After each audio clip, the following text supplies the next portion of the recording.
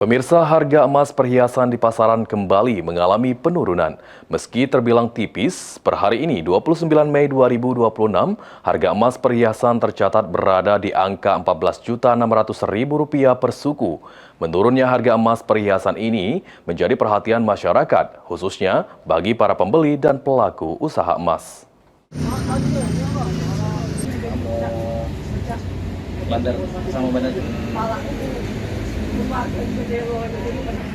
Pergerakan harga emas perhiasan di sejumlah toko emas menunjukkan penurunan dalam beberapa hari terakhir. Saat ini harga emas perhiasan berada di kisaran Rp14.600.000 per suku atau turun sekitar 2-3% dibandingkan hari sebelumnya.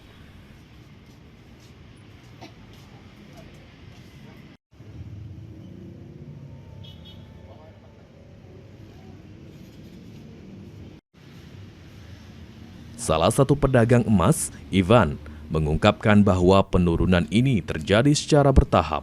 Dalam 2 hari terakhir, meski tidak signifikan, penurunan harga tersebut berdampak karena belum stabilnya harga emas perhiasan saat ini.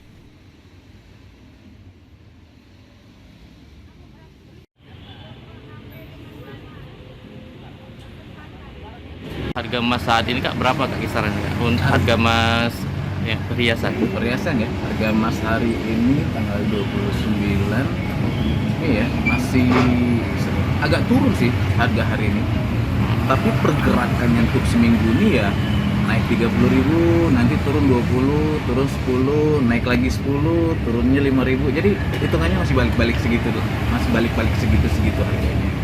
Per suku hari ini 14.600. 14.600. Kemarin sempat naik 14.8 terus turun lagi 14.6, 14.6. Balik-balik segitu. Jadi saat ini harga emas perhiasan normal masih Masih dihitung stabil lah masih ya. stabil. Karena kisarannya masih segitu. Ivan juga menjelaskan bahwa fluktuasi harga emas merupakan hal yang lumrah terjadi, dipengaruhi oleh kondisi pasar global serta tingkat permintaan di dalam negeri yang masih stabil. Ivan menilai penurunan sebesar Rp14.600.000 per suku masih tergolong wajar. Para pembeli pun dihimbau untuk terus memantau perkembangan harga emas sebelum melakukan transaksi, mengingat potensi perubahan harga masih dapat terjadi dalam waktu dekat. Suryadi, PAL TV.